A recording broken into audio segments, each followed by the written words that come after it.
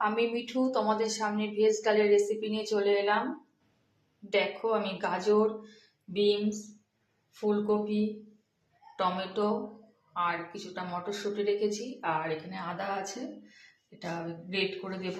আর কাজু কিশমিশ, আর এই যে মুগের ডালটা ভাজবো। আর ফোড়নের জন্য আছে শুকনো লঙ্কা, তেজপাতা আর গোটা জিরে। এবার আমি ডালটাকে ভেজে নেব। কড়াই গরম হয়ে গেছে, এবার আমি ডালটা দিয়ে দিলাম।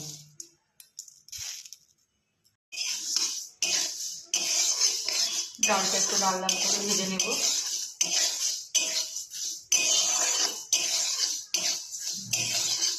মুগের ডালটা ভাজলে একটা ভালো সুন্দর একটা সেন্ট বেরোয়।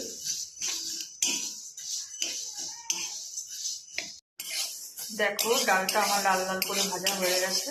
এবার আমি ডালটা প্রেসারে সিটি দিয়ে নেব। দেখো, ডালটা এদিকে প্রেসারে বসিয়ে দিয়েছি। আর এই সাদা তেলে আমি সবজিগুলো ভেজে নেব, শুধু মটরশুঁটিটা একটু পরে দেব।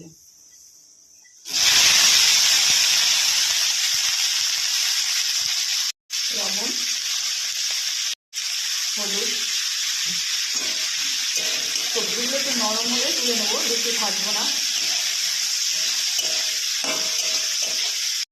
সবজিগুলো হালকা একটু নরম হয়ে গেছে, এবার আমি মটরশুঁটিটা দিয়ে দেবো।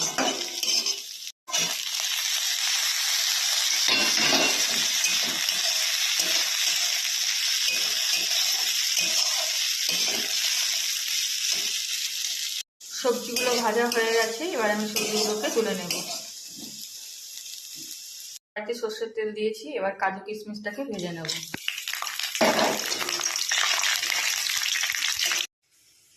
একটু ঘি দিলাম।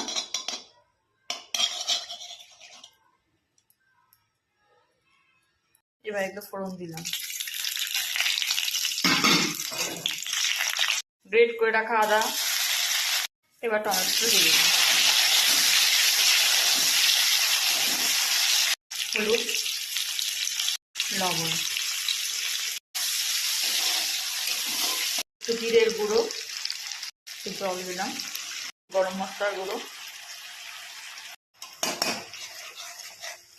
দিয়ে মশলাটা একটু কষে নেব। চিনি। দেখো, আমার কাজু আর কিশমিশগুলো পুড়িয়ে গেছে। কিছুটা কিশমিশ এমনি দিয়ে দিলাম মশলা কষার মধ্যে, এগুলো আর দেবো না। মশলা কষানো হয়ে গেছে, এবার ভেজে রাখা সবজিগুলো দিয়ে দেবো। এবার আমি ডালটা দিয়ে দেবো, সেদ্ধ করে রাখা ডালটা। কাজু বাদামটা দিলাম। দেখো, ভেজ ডাল রেডি হয়ে গেছে। রান্নাটা কেমন হয়েছে যদি ভালো লেগে থাকে তো একটা লাইক, কমেন্ট ও শেয়ার করে দিও।